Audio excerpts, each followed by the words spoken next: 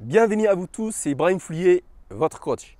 Dans cette vidéo, je vais vous expliquer, il y a 3 repos. Dans un programme d'entraînement d'un athlète bien structuré, il faut mettre 3 repos. Mais c'est quoi ces 3 repos?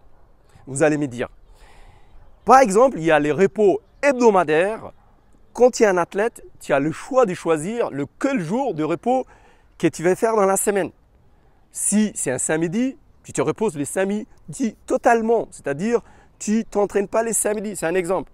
Si tu souhaites le mercredi profiter un peu de tes enfants, si tu as des enfants, tu peux placer ton repos le mercredi.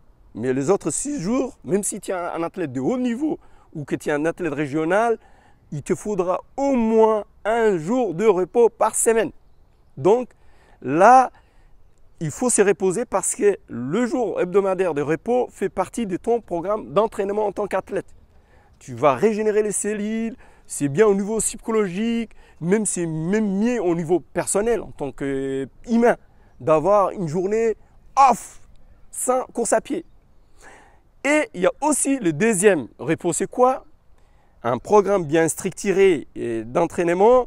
Par exemple, quand tu prépares le cross, ça te prendra 3-4 mois de préparation avec les compétitions. Donc, l'organisme est fatigué, tu tires trop sur la corde. Pour éviter la blessure, ça te permet d'avoir une prévention contre les blessures, contre la fatigue, contre la contre-performance. Donc, quand tu as, par exemple, je dis préparer les crosses, tu coupes 2 semaines totales off sans entraînement. Et ces 2 semaines te permettront aussi de prendre de la force, de profiter de moments agréable avec ton entourage et de repartir sur un autre programme de préparation, par exemple la piste. Donc, le repos est important à ne pas négliger. C'est quoi, vous allez me dire alors, le 3e repos dans un programme d'entraînement? C'est le repos annuel, ça c'est qu'on appelait. Par exemple, tu as pris ta licence dans un club d'athlétisme où tu t'entraînes avec un entraîneur personnel du 1er septembre jusqu'à, au mois de juillet. Donc, tu as fait les compétitions, il faut faire attention aussi. Il y a les entraînements structurés, il y a les compétitions. Donc, il y aura un programme, une coupure annuelle de 2 à 3 semaines minimum. Minimum 2 semaines, maximum 3 semaines. Donc là, c'est coupure totale pendant l'été. Et attention, tu ne peux pas prendre comme le repos hebdomadaire, tu choisis ta journée avec familiale, que ce soit samedi, mercredi, c'est à toi de choisir. Les autres repos, les repos après un objectif, tu ne peux pas choisir quand tu souhaites. Tu vas les mettre après ton objectif. L'objectif est fait dans ta tête, quel que soit le bilan sportif que tu fais. Soit il y a une réussite de ton objectif, c'est ce que tu souhaites, que je te souhaite. Soit tu as échoué et là, tu revois ton programme pour voir ce que tu vas faire prochainement. Après l'objectif, il faut faire une coupure. Et c'est après l'objectif que tu vas faire. Ce n'est pas quand ton employeur va te donner 3 semaines de vacances ou 1 mois de vacances que tu vas couper. Non, tu vas couper après ton objectif parce qu'il faut faire des sacrifices en athlétisme pour faire des résultats. Donc, le programme d'entraînement bien structuré, c'est toujours avec un objectif qu'on coupe. 2 semaines, 3 semaines.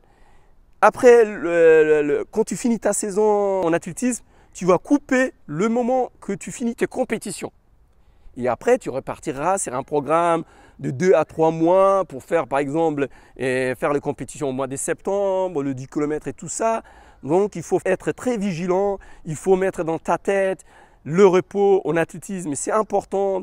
J'insiste beaucoup dans cette vidéo parce que c'est le thème non seulement de la vidéo, mais c'est aussi le respect que tu t'es fait pour toi, le respect que tu t'es fait pour ton objectif pour réussir. Il faut être en forme à 200% physiquement, mentalement, moralement pour que tu sois un lion, je te crois. Donc, tu dois avoir ton programme bien structuré, faire ton entraînement à fond, faire tes compétitions à fond et profiter de tes repos en athlétisme pour faire autre chose que course à pied, bien sûr. De toute façon, il faut profiter de la vie de tout le temps. Mais quand il y a un athlète, c'est vrai qu'il y a beaucoup de rigueur et beaucoup de sérieux pour réussir parce que quand on se sacrifie, il y a un succès derrière toujours. Donc, je te dis, est-ce que tu respectes tes repos? Tu me mets un commentaire dans cette vidéo et mets un pouce bleu. Partage avec le réseau, partout les réseaux, comme ça on se reverra dans une autre vidéo. Donc, au résumé, c'est 3 repos en athlétisme. Repos hebdomadaire, une fois par semaine. À toi de choisir. Repos après un objectif, que ce soit sur cross, sur 10 km. Donc 2 semaines, tu subis, tu acceptes d'arrêter après ton objectif pour redémarrer un programme qui te rendra fier et réussir ton objectif. Et 3e repos, si tout allait bien dans l'année et que tu as fait le cross, le course sur route, le compétition, et ben c'est le repos annuel, tu te reposes après ton objectif.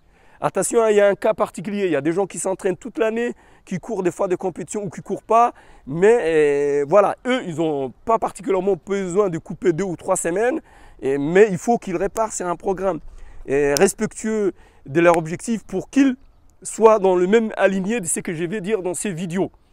Je vous donne rendez-vous dans une prochaine vidéo. Merci, au revoir, bye bye.